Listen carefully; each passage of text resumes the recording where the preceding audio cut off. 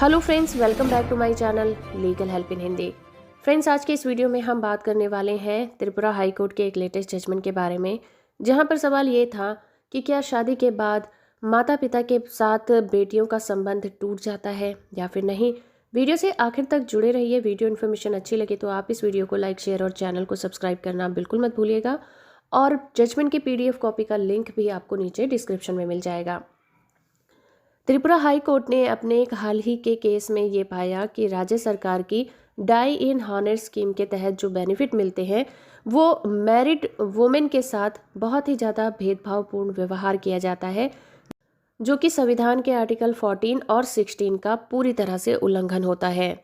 आज हम बात कर रहे हैं state of Tripura versus Shrimati Devashri Chakraborty and another case के बारे में। और इस केस की सुनवाई चीफ जस्टिस इंद्रजीत महंती और जस्टिस SG चट्टोपाध्याय की बेंच कर रही थी। कोर्ट ने कहा कि मैरिज होने के बाद एक शादी बेटी का उसके माँ बाप के साथ रिश्ता नहीं तोड़ देता, जैसे कि ये एक बेटे और उसके माता पिता के बीच नहीं टूटता, उसी तरह बेटी के साथ भी होता है। बेटी का रिश्ता भी माँ बाप के साथ शादी के बाद नहीं टूटता। बेटी भी माँ बाप के लिए उतना ही परेशान होती है जितना कि बेटा अपने माँ बाप के लिए परेशान होता है। इसलिए विवाहित बेटी को भी स्कीमों के तहत बेनिफिट मिलने चाहिए। उन्हें इस तरह से स्कीमों के बाहर करना संविधान के आर्टिकल 14 और 16 का उल्लंघन करना है। कोर्ट ने कहा कि अनुकंपा नियुक्ति, जिसे हम डाई इन हॉनर स्कीम कहते हैं, ये एक विवाहित महिला को अयोग्य मानती है, जबकि विवाहित पुरुष के मामले में ऐसा नहीं मानती। इसलिए ये महिला और पुरुष के बीच में पूरी तरह से भेदभाव करता है।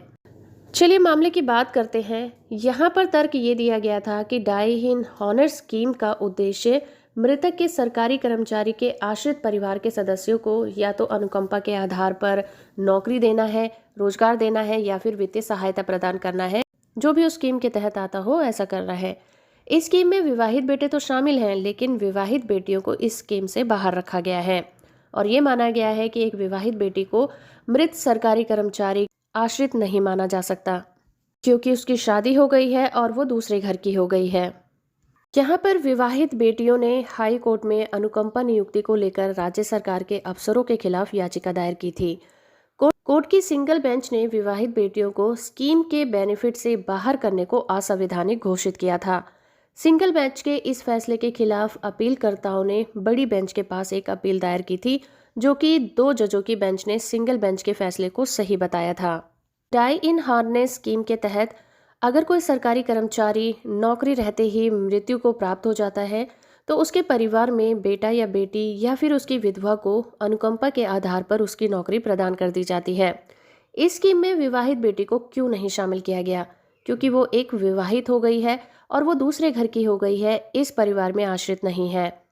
तो अगर हम अपने संविधान के आर्टिकल 14 और 16 के नियम की बात करें, संविधान का आर्टिकल 14 से लेकर आर्टिकल 18 तक समता के अधिकार का उल्लेख किया गया है। आर्टिकल 14 में समता के अधिकार की एक साधारण परिभाषा भी दी गई है और एक परिकल्पना निर्धारित की गई है। आर्टिकल 14 के अंतर्गत लोगों को जन्म, जाति, मूल वंश, धर्म, लिंग के आधार पर विभाजित करने पर रोक लगाई गई है। आर्टिकल 15 इस बात का उल्लेख करता है कि किसी भी व्यक्ति में इनमें से किसी भी आधार पर भेदभाव नहीं किया जाएगा। इसी तरह से आर्टिकल 16 सार्वजनिक रोजगार के मामलों में अवसर की समता की गारंटी प्रदान करता है। आर्टिकल 16 के अंतर्गत इस बात पर भी बल दिया गया है कि राज्य सार्वजनिक रोजगार के मामलों में धर्म, मूल वंश, जाति, जन्म स्थान और लिंग के आधार पर किसी तरह का भेदभाव नहीं करेगा। तो इस तरह से त्रिपुरा हाई कोर्ट ने अपना फैसला सुनाते हुए कहा कि एक बेटी जो विवाहित हो गई है उसका अपने माँ बाप के परिवार से रिश्ता नहीं टूटता, इसलिए वो भी अनुकंपा के आधार पर नौकरी पाने की हकदार होगी। तो होप फ्रेंड कि आपको ये वीडियो पसंद आया होगा। वीडियो इन्फॉर्मेशन अच्छा लगा है तो आप इस वीडियो को लाइक, शेयर और चैनल को सब्सक्राइब करना बिल्कुल मत भूलिएगा।